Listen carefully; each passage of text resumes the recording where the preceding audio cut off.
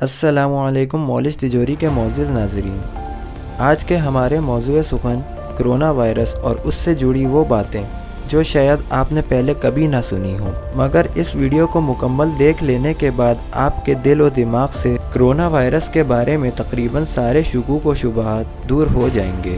اس لیے ہماری اپنے ناظرین سے مؤدبانہ گزارش ہے کہ وہ ویڈیو کو مکمل اور آخر تک دیکھیں تاکہ ہمارے ناظرین کے علم میں خاطر خواہ اضافہ ہو اور ہم اپنے ناظرین تک صحیح معلومات پہنچانے کے ہدف میں کامیابی سے ہمکنار ہوں۔ نالج تجوری کی اولین ترجیح یہی رہی ہے کہ خواہ مواد کم ہو مگر ناظرین تک سچ منتقل ہو۔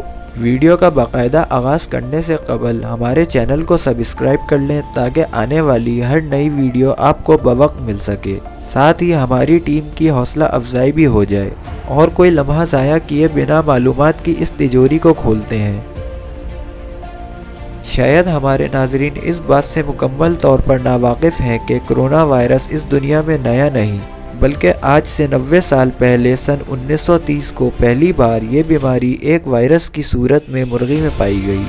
ناظرین کو یہ جان کر شاید تعجب ہو کہ کرونا وائرس صرف ایک وائرس نہیں بلکہ یہ بہت سے وائرسز کا ایک مجموعہ ہے۔ کیا آپ جانتے ہیں کہ کرونا وائرس کی 7 سے زیادہ اقسام اس دنیا میں موجود ہیں؟ یہ بات سننے میں کتنی عجیب سی لگے گی اگر آپ سے کہا جائے کہ کرونا وائرس مردہ ہوتا ہے۔ جی ہاں، جب یہ جسم کے کسی سیل کے ساتھ جڑ جاتا ہے تو زندہ ہو جاتا ہے اور اس سیل پر حاوی ہو جاتا ہے یا وہ سیل کرونا کو ختم کر دیتا ہے۔ اسی عمل کو سیلف امیونٹی کہا جاتا ہے۔ کافی لوگ اس بات سے ناواقف ہوں گے کرونا وائرس اس سے پہلے بھی ہماری اس پیاری دنیا پر حملہ آور ہو چکا ہے اور ہزاروں زندگیوں کے خاتمے کا سبب بنا۔ ناظرین کے دماغ میں ضرور یہ سوال جنم لے رہا ہوگا، اگر اس سے پہلے بھی کرونا وائرس حملہ آور ہو چکا ہے تو اس پر قابو کیسے پایا گیا؟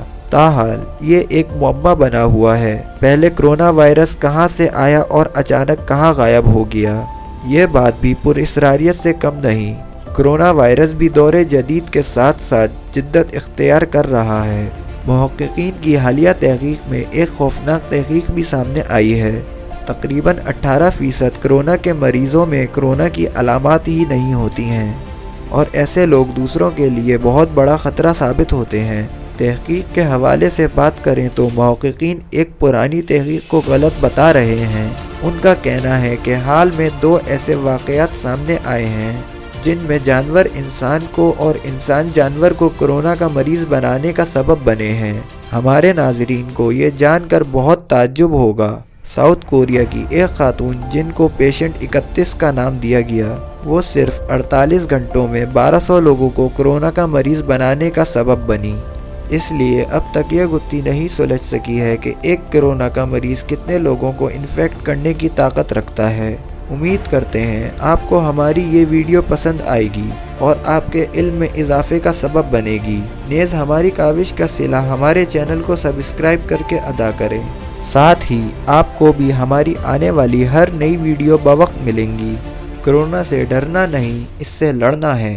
ایک قوم بن کر ساتھ دینا ہے، کرونا کو مات دینا ہے۔ اللہ پاک پوری امہ کو اس وبا سے جلد بخیر و عافیت نجات عطا فرمائے، آمین۔